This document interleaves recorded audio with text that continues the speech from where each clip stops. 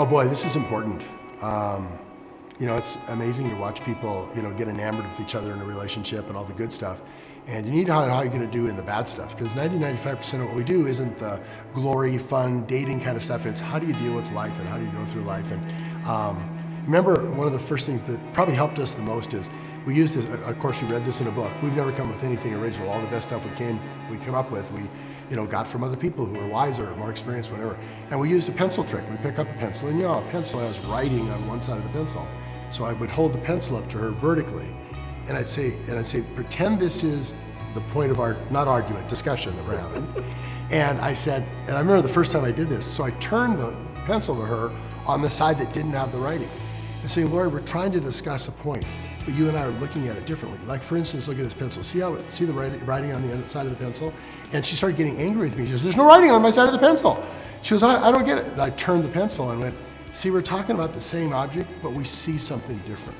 And that is stuck with us forever. Yeah. And so we'll be in the middle of a discussion somewhere. I don't care if we're at a restaurant. She'll pick up a pen or a pencil or whatever, or I won't hold it up and we start laughing, because we can look at something we think is so simple, but we have to accept there are different ways people look at it. And we love each other so much for where we're gonna be. We're not gonna let the fact that we don't see it the same right now ruin our relationship. I think the biggest thing I remember, because I remember when he did that, was a real breakthrough for me, because when I was younger, I was passionate and more emotional about things. But more importantly, beyond that, I don't remember that at all. Yes, that's when the pencil had to come out. But I was a lot. I've become where when he'll say something that maybe make me angry, I don't take it personally. I used to take it so personally, and it would so bother me. And now I realize that's not his intention at all. Mm-hmm. And I just need to throw that out and not respond back.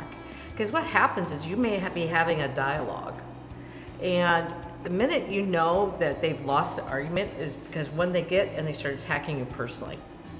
And then you've lost the whole discussion, and now it's just hurtful. And those words can't be taken back. You don't forget them.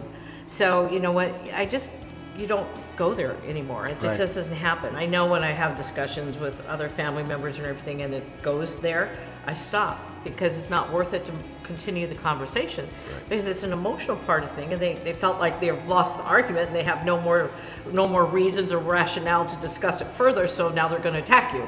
And I said, well, that has no value, so we're done, and we're done with that conversation. But I think as I've aged as well, I've realized that taking things personally is he's never meant it that way. And so I just have learned not to do it. And I think when we get in the middle of a discussion, we go in with the knowledge that there's a chance I'm not right. And there's a chance I might think the way you do. I think you're better than that, than most people I've ever met. You go in with a humble attitude, which a lot of people don't do. They come in saying, by golly, I'm right, and I'm going to convince you I'm right. And you don't do that. You come in with a humble attitude, saying, I could be wrong, but this is what I feel. And when you come in with that, you have an open mind and open presence, too, with body language, too. You do that very well. I watch you even in negotiations in business. You do the same thing. And he usually gets more of what he wants, because he knows what he's doing in that negotiation, and he brings them around because they feel like they won when really he did.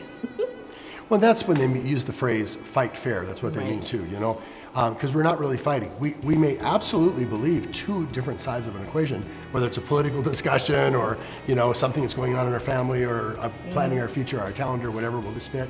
And fighting fair is you came in with a different attitude than somebody, but you're willing to be fair about it. You're willing to really truly listen to their side, and you're right. It just never becomes personal. It's not. Well, you're always that way. You're so terrible. Boy, those words never come out of our mouth. They shouldn't exist in the conversation. No.